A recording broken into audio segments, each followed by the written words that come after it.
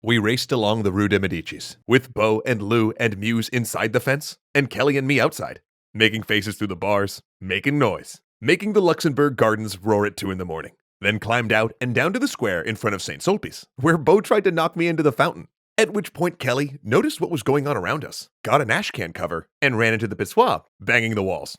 5 guys scooted out. Even a big pissoir only holds 4. A very blond man put his hand on my arm and smiled.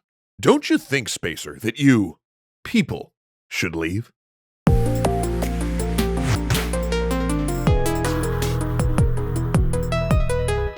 This season of Extra Sci Fi is brought to you by CuriosityStream. Use the invite code EXTRACREDITS at the link below to check out all their cool content, free for 30 days.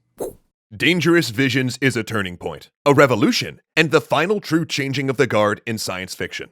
With authors like Larry Niven, Philip K. Dick, Frederick Pohl, Lester Del Rey, Brian Aldiss, Fritz Lieber, Theodore Sturgeon, Roger Zelazny, Samuel R. Delany, and introduced by Isaac Asimov himself. This was perhaps one of the greatest assemblages of science fiction writers in history.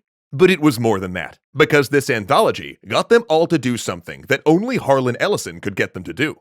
It got them not to hold back. Dangerous Visions is kind of the HBO of sci-fi. It's where sex really enters science fiction. Not like the gross, ogling, objectifying kind of sex that was found in the seedier magazines, but human sexuality in all of its myriad forms.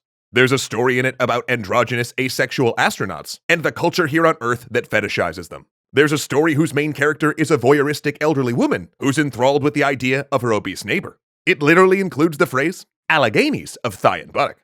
This book includes the first award-winning sci-fi story that I can think of with a bisexual main character. There's also some not very oblique references to the Marquis de Sade, and James Joyce also gets a nod or two in the book. Basically anyone who pushed sexual boundaries in literature gets a brief salute somewhere in there. And while at times it's a bit of a hot mess, it's both fascinating and just what sci-fi needed. Because it didn't stop at sexuality. It leveled a lance at all the taboos, religion perhaps, chief among them. Philip K. Dick himself has a bizarre story where the head of the Chinese Communist Party is actually God, but also a Cthulhuid monster and an energy vampire all at once. There's also a story of where a truly terrible man plays dice with death and loses, only to, at the last minute, diving tackle death, who turns out to be made of communion wafers and bread. This frees him from his previous life and allows him to wander away from the terrible person he used to be.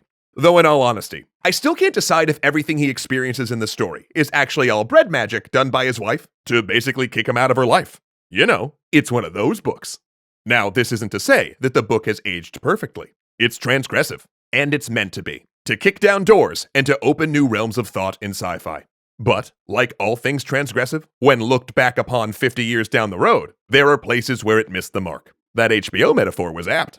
For all of its use of sexuality to tell a wider variety of stories, and to bring more complex explorations of the human experience into the world of science fiction, there are places where it lingers too long, and where it plays into gender roles or stereotypes about its non-heterosexual characters. Still, it showed us that science fiction could explore sociological territory the same way it explored the frontiers of the hard sciences. That it could use the far future or alien races with different mores or cultural standards as a lens for us to examine our own society. It showed us that no aspect of humanity was off limits, and that no part of our culture was too serious to be explored through science fiction.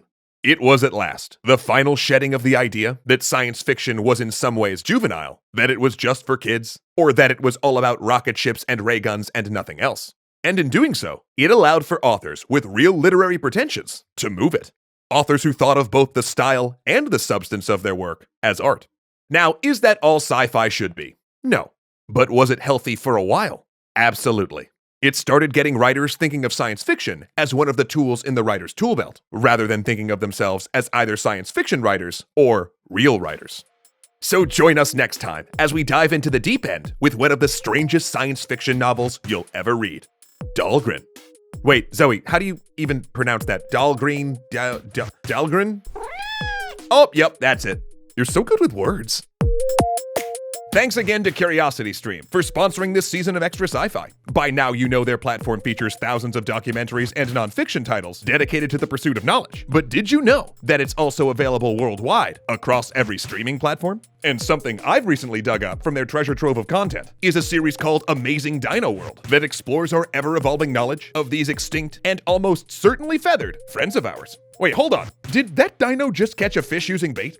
Huh, life finds a way, I guess. If you want to check out this show, plus a ton more, they're offering 40% off their annual plans and gift cards until January 5th, 2020.